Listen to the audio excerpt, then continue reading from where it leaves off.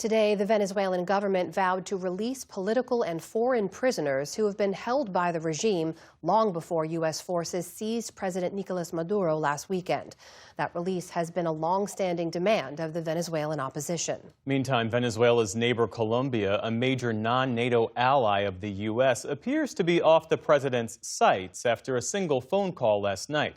Nick Schifrin has our story.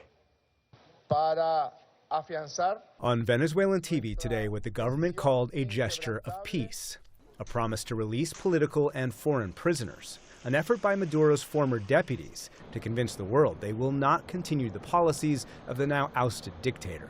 Consider this as the contribution that we must all make to ensure that our republic continues its peaceful life and pursuit of prosperity. Human rights groups estimate up to 900 political prisoners are held in Venezuela, many detained following the 2024 election, that the U.S. and international observers say was won by the opposition. Recently, those opposition leaders have demanded the prisoners' release. The U.S. today continued to demand cooperation. I'm chairing the meeting that we do on this among White House principals to talk about next steps to try to ensure that Venezuela is stable, and as the president has directed us to do, to ensure that the new Venezuelan government actually listens to the United States and does what the United States needs it to do under our country's best interest. And today, Venezuela was not the only government trying to fulfill U.S. interests. For months, the president has issued verbal attacks. Colombia is out of control, and now they have the worst president they've ever had. And threats at Colombian President Gustavo Petro. He better wise up, or he'll be next. He'll be next, too. Culminating on Sunday with an endorsement of military action. He has cocaine mills and cocaine factories. He's not going to be doing it forever. So there will be an operation by the U.S.? It sounds good to me.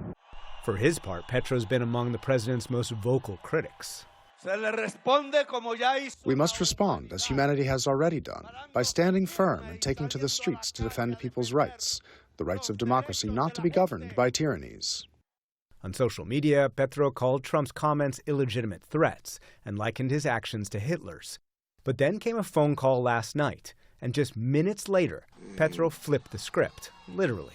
I had a speech prepared for today. Now I have to give another. Expressing hope for continued dialogue and cooperation on clean energy. The president agreed, writing the conversation was, quote, a great honor, and that Petro has accepted an invitation to meet in Washington in the future. It is a rapid, remarkable reversal and reminder of how much the president's international relations is about personal relations, a lesson that Brazilian President Lula Inácio da Silva learned after a chance meeting. I was walking up to my teleprompter. I said, I don't have a teleprompter. But just before that, I met with President Lula, and I found him to be very good. His personal relations with foreign leaders are really key to what the nature of the bilateral relationship is more generally. Kevin Whitaker was ambassador to Colombia from 2014 until 2019 under Presidents Obama and Trump. One of the things that characterizes the Trump administration, especially Trump 2.0 now, is that policy formulation resides with the president, full stop. And so getting through to the president and saying and doing things that are pleasing to him are about the only way for a foreign government to manipulate policy. Whitaker calls Colombia a key U.S. regional ally in confronting the multi-billion-dollar cocaine trafficking industry. But under Petro, cocaine production is at an all-time high. Petro's failure to address the cocaine problem, both by ending any eradication of coca, but also by taking his foot off the pedal in terms of military actions against these illegal armed groups, I think is a real source of friction between the two countries. If yesterday's phone call begins a process of recuperating that relationship, that would be a very good thing.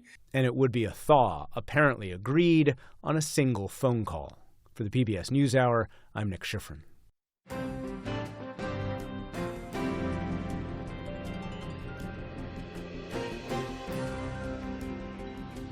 Wait just a second. We have one more thing to share. We want to say a heartfelt thank you for watching and supporting PBS News. Without you, we simply wouldn't be able to provide the news and the information that you trust. So thank you from everybody here at PBS News.